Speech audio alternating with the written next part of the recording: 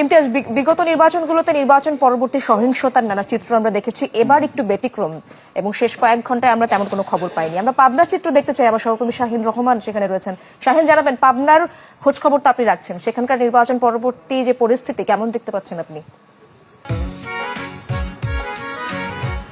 পাবনার 5টি আসনের মধ্যে ইতিমধ্যেই ফলাফল সবাই দেশবাসী জেনে গেছে। পাবনার 5টি যে আসন রয়েছে তার মধ্যে 2টিতে বিএনপি এবং 3টি আসনে জামাত প্রার্থীরা বিজয়ী হয়েছেন। আমরা এই মুহূর্তে দাঁড়িয়ে রয়েছি পাবনা 3 আসনে চাটমোহর উপজেলায়।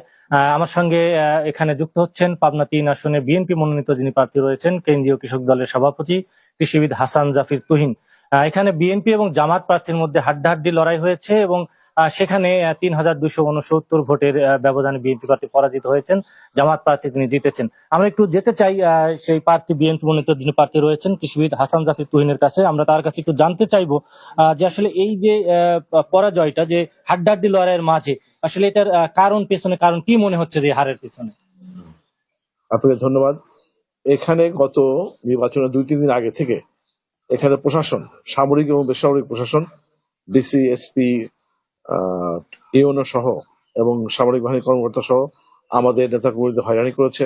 নির্বাচনের আগের দিন রাতে বেলা বিভিন্ন নেতাকর্মীদের বাড়িতে তারা যৌথ বাহিনী রেড দিয়েছে, আর্মি রেড দিয়েছে এবং নির্বাচনের দিন সারাদিন বিভিন্ন জায়গায় লাঠিচার্জ করছে, আমাদের অনেক নেতাকর্মী আহত করছে। বিশেষ করে নির্বাচনের গণনার সময় বেশ কিছু কেন্দ্রে সামরিক বাহিনীর কর্মকর্তা ঢুকে আমাদের নেতাকর্মীদেরকে জোর করে বের করে দিয়েছে, দিয়ে সেখানে একতরফা ভোট গণনা করা হচ্ছে এবং এবং ব্যাপক ভোট কারচুপি করা হচ্ছে। এবং এই জন্য আমি গতকাল রাতেই নির্বাচন কমিশন এবং ডিসি সাহেব বরাবর আমি অ্যাপ্লিকেশন দিয়েছি যে ভোট গণনা করা হোক, এখানে বড় ধরনের ব্যাপক ভোটে বিজয়ী ফলাফল যদি রিকাউন্টিং করা হয় এটা মনে করি। এবং আমি এছাড়া অনেক প্রমাণ রয়েছে যেগুলোর মাধ্যমে আমাকে কারচুপি করে অন্যায় করে হারিয়ে দেওয়া হচ্ছে। আমি এর প্রতিকার চাই নির্বাচন কমিশনের কাছে এবং দেশবাসীর কাছে।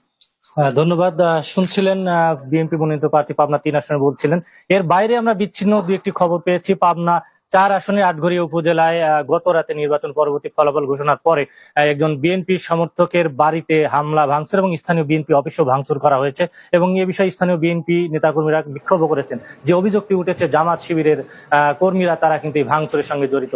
তো সব মিলিয়ে এখন পর্যন্ত 2-1টি ঘটনা ছাড়া পাবনার পরিবেশ শান্তিপূর্ণ রয়েছে এবং যে বিজয়ী প্রার্থীরা তারা এই বিষয়টিকে নিয়ে ভোটারদের মাঝে তারা শুভেচ্ছা বিনিময় করেছেন এবং যারা পরাজিত হয়েছেন তারা পাবনা 4 এবং পাবনা 3 আসনে বিএনপি মনোনীত প্রার্থী তারা জেলা রিটার্নিং কর্মকর্তার কাছে ভোট পুনর্গণনার আবেদন করেছেন। এই ছিল পাবনা থেকে সর্বশেষ। অনেক ধন্যবাদ আপনাকে শাহিন। শাহিন রহমান যুক্ত হয়েছিলেন পাবনার বেশ কয়েকটি বিচ্ছিন্ন ঘটনা যারা কথাগুলো বলছিলেন এবং এর